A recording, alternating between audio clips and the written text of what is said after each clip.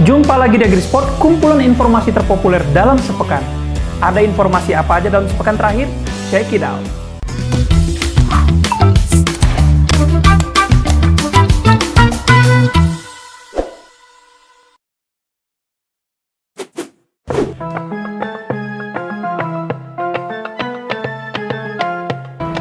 Idul Adha atau Hari Raya Kurban tak lama lagi dirayakan umat muslim dunia. Namun di masa pandemi dan penyekatan aktivitas warga, kira-kira bagaimana ya cara merayakannya?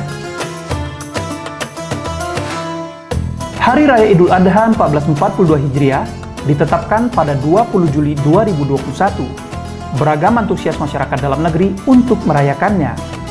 Namun dikarenakan masih dalam kondisi darurat COVID-19 dan adanya pemberlakuan pembatasan kegiatan masyarakat PPKM, pemerintah bersama Majelis Ulama Indonesia membuat himbauan kepada masyarakat yang tetap ingin berkurban, seperti tidak menimbulkan kerumunan massa pada saat pembagian daging kurban, tidak memotong sendiri kurbannya, melainkan menyerahkan ke panitia pemotongan hewan kurban terdekat.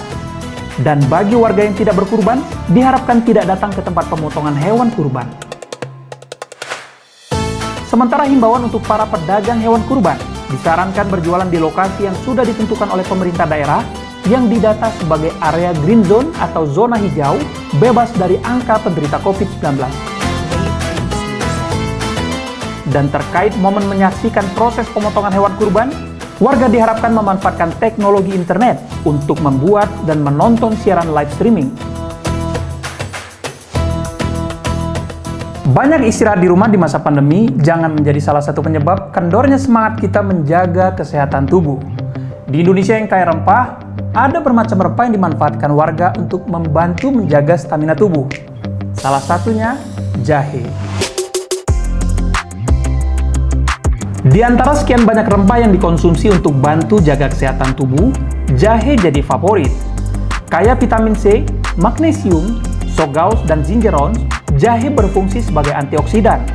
Namun baru-baru ini seorang pakar herbal bernama Dr. Aprianto yang juga diketahui sebagai alumni ilmu farmasi Fakultas Kedokteran Universitas Indonesia menyatakan bahwa kandungan dalam jahe tidak akan berfungsi maksimal jika jahe diseduh dengan air mendidih 100 derajat Celcius. Dianjurkan bagi yang hendak menikmati wedang jahe atau minuman air jahe agar menyeduh jahenya hanya dengan air dengan titik didih maksimal 70 derajat Celcius. Hal ini dilakukan untuk menghindari kerusakan pada senyawa yang ada dalam jahe agar berfungsi maksimal sebagai sumber energi dan kesehatan tubuh.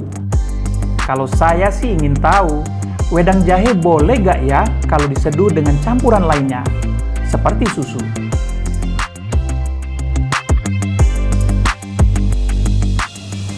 Nah, bicara tentang susu, apa sih bedanya susu murni, susu skim, dan susu kental manis? Dilansir dari berbagai sumber, susu murni adalah susu mentah atau susu yang tidak dipasteurisasi atau yang tidak melalui tahapan pemanasan cairan susu untuk membunuh patogen agar aman dikonsumsi. Bagi kebanyakan orang, susu murni diyakini kaya nutrisi dan sangat bagus untuk membangun sistem kekebalan tubuh. Namun menurut kalangan medis, akan ada banyak risiko infeksi akibat bakteri. Sedangkan susu skim adalah susu tanpa kandungan lemak yang pada proses pembuatannya disengaja menghilangkan sebagian besar kandungan air pada susu sehingga memunculkan krimnya.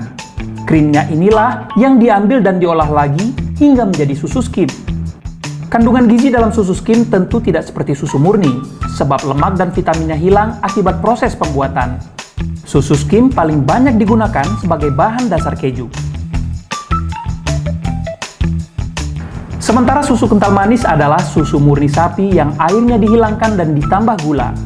Itu mengapa susu kental manis paling banyak digemari anak-anak karena rasanya yang manis.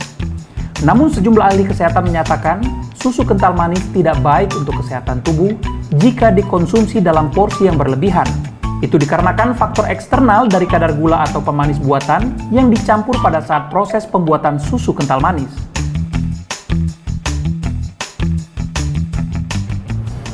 Pembatasan aktivitas warga di masa pandemi seperti saat ini rasanya wajar guna membantu program pemerintah yang ingin mengurangi dampak penyebaran virus COVID-19. Namun bagaimana jika aktivitas hewan juga dibatasi? Pemerintah Kota Knox, Australia memberlakukan jam malam untuk kucing peliharaan. Empunya kucing akan dikenai sanksi hingga $500 jika melanggar.